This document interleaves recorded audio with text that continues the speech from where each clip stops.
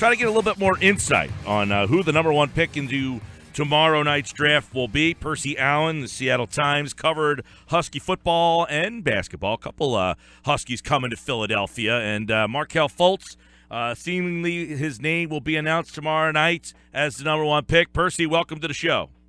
What's going on? How you doing? We're good, man. The pipeline from Washington to Philly seems to be a very good one, and we're hoping that Sidney Jones works out on the football side, and we certainly hope that Markelle Fultz works out on the basketball side. Give us a little insight on the kind of kid. You covered him. He played in 18 games. He missed the final 13 games. Some would say, the team was 9-9 when he got hurt.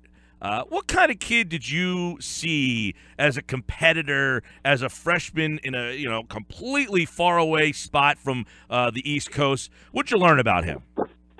Well, so he actually played in 25 games, and he missed 5 of the last 7. And those games that he missed, basically he had a knee soreness there, and they basically shut him down at the end of the season because there was really nothing much to play for. With Washington, they finished 9-22, and they were out of it earlier. But to answer your question, what I saw from him, I saw a multitude of things. One, I saw a young man, a 18-year-old kid who made the somewhat different route of going from Maryland to Washington. Obviously he formed a connection with a assistant on staff, but when he verbally agreed to go to Washington, he thought it was going to be a different team. He thought that Marquise Chris would be there. He thought that DeJounte Murray would be there. Those two kids, they just parlayed a phenomenal freshman campaign, and they went to the NBA draft with Fultz. He didn't blink. He didn't blink at all, and he still honored his commitment to Washington, showed up with a team that wasn't what he was expecting, and yet he was going to be the guy. And he shouldered it all. They didn't win a lot of games. Again, they went 9-22. He was exceptional. He was fantastic. And then off the court, obviously he didn't like losing because who does? But he never really had that outburst or anything like that. Maybe, to his credit, and also what folks are saying now, maybe to his, I think if you're nitpicking, you could also, there are some folks saying, well, why didn't he have an outburst? But, that's a story for another day. But I just saw a whole lot there. He's just an extreme talent, can do so many things. And so, it's a credit to him that it looks like he'll be the number one pick in the draft here. Yeah, what were some of the skills that stood out from him that make him the number one guy? What were some of the things that you saw from him that were special? This is that he can get to the rim, almost any time he wants. He is very fluid, very smooth. Is a phenomenal ball handler with both hands. You never saw him off balance. He's, he shot the 3-point ball at a very high clip there. He can get to the foul line. He's an incredible passer. He averaged 5.6 assists. I believe, now again, we will never know, but he would have led the nation in assists if he had played with better teammates. I'm not trying to sort of knock the guys that he played with, but literally, there were passes that bounced off the kids' faces, because he was playing at such a high level, and that his teammates just weren't seeing the game like he was seeing it. That's how kind of good he was. He's a guy who can rebound from his position very well. He's got this extremely long wingspan and uses that to block shots. In terms of a defender, look, he was a college kid, and so he's not going to be this great defender, because I can't think of almost any college freshman who comes in and is going to be a lockdown defender, and so that wasn't his forte. But he can rebound and he can sort of block shots, and so he wasn't a liability at his position. But I would sort of be dishonest if I said that he was a great defender, because he wasn't. Yeah, you mentioned that the talent around him was not very good. I mean, again, you don't want to kind of knock the college kids here, but it seemed that a lot of their games weren't even competitive, right? I mean, so was it like him and a bunch of merry men, or, I mean, was there injuries? Why was the team so bad? There were some injuries, but that really wasn't it. I mean, yeah, they lost a guy here and there for a couple of games, but that really wasn't it. I mean, why the team was so bad was simply this, is that when Fultz committed to Washington, when he signed with Washington, he thought that a kid by the name of Marquise Chris and DeJounte Murray would still be on the team. Well, Marquise Chris and Murray sort of parlayed their fantastic freshman years, and Chris was the number 9 overall pick, last year, and he went to Phoenix. DeJounte Murray was number 28 overall pick last year with the San Antonio Spurs. And so that's why the team was so bad, is that no one, not even those kids, expected that like they would be in the NBA draft last year. And so, with Fultz, he came to Washington knowing full well about the NCAA tournament drought, that this team hadn't been to the big dances since 2011. He knew all of that, but he also thought that Marquise Chris and DeJounte Murray would be on the team, that like he wouldn't have to do it by himself. And so, but those guys go to the draft, they go to the pros.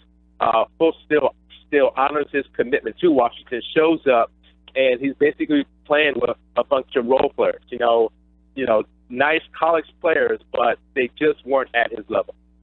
We're talking with Percy Allen, covered the University of Washington basketball team.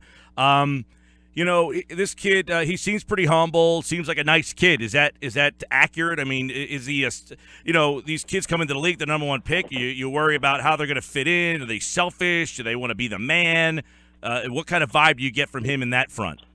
I didn't see any of that. I just saw a kid who was raised right, and just by that, I just mean that, like, his mom, played a big part of his life. His sister played a big part of his life. His grandmother, who had since passed away, played a big part of his life. He is a yes sir, no sir type of a kid. He is, very humble. What really sort of struck me about him is that, and we see this at the college level sort of more and more because the game is getting younger and younger, but that the program put him out there in front of the media almost every game, and yet, and after some tough losses and some embarrassing losses, here was this kid, and there was never a misstep. I mean, like, he may have missed some shots, he may have missed some passes, but he never missed an interview. I mean, like, he never missed an interview question, never sort of got it wrong, never sort of went off track that way. And he had several opportunities to sort of blow it, to, like, go off, to just say something that just a 8-year-old kid might say. Never put anything out there on social media that was, never any locker room material or, like, anything like that. And so that, to me, was incredibly impressive for this young dude who was, like, put sort of like on that spotlight. So that tells me that I think he's going to be ready for the NBA in terms of that. Like, none of this is going to sort of be too much for him in terms of the hype. Interesting stuff, as a lot of people wonder why Boston said, nah, we're going to pass on this guy. We'll let Philly take him. We like somebody else better. Is that surprising to hear for you? I mean, you watch him play. When he played against other top caliber guys. I mean, he faced Ball. He's in the same conferences. The Oregon kids are pretty good. That was a Final Four team. I mean, how did he match up in those type of environments? And there's the rub there, and I think that, that like either you can sort of take a look at the numbers, or like you could do kind of what these GMs do, and like you sort of the basketball sort of nerds do, and look at the advanced analytics of this all. Look, it is going to be very difficult for just some people to, like, screw up on just how is the number 1 draft pick played on a team that only won 9 games. I mean, some way or somehow, either you're going to get past that and sort of look at the advanced numbers of it all, or you're not, or it's always going to be that hang up there. And I get both sides. I truly do. Look, I saw those games, and yeah, he was the best player on the court, and yet at the end of the day, his team kept losing. I mean, my goodness. I mean, and he's putting up numbers, and you're like, how is this happening? And so when you ask, like, how did he play against UCLA and Ball? Well, he had some good numbers. I mean, really, like he won the individual battle against Ball. Yes, he did.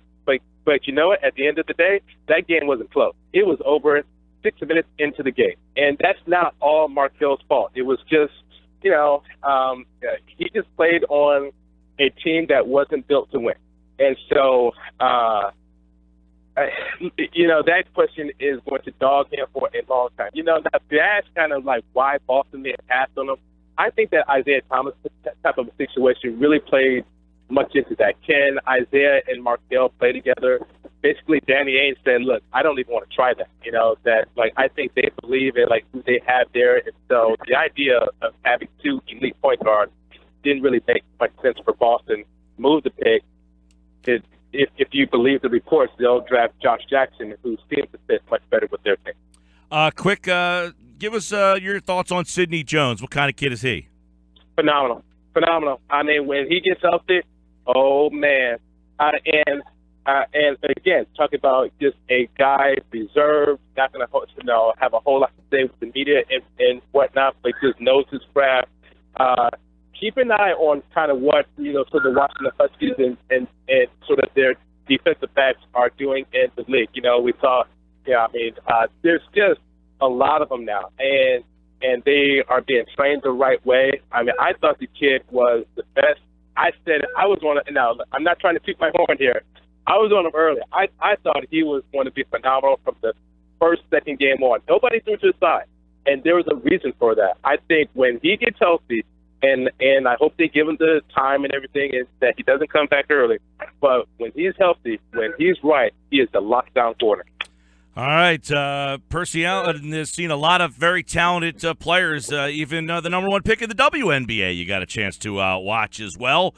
So you've been seeing football, men's basketball, women's basketball, a lot of talented individuals coming through the great state of Washington. We appreciate the time.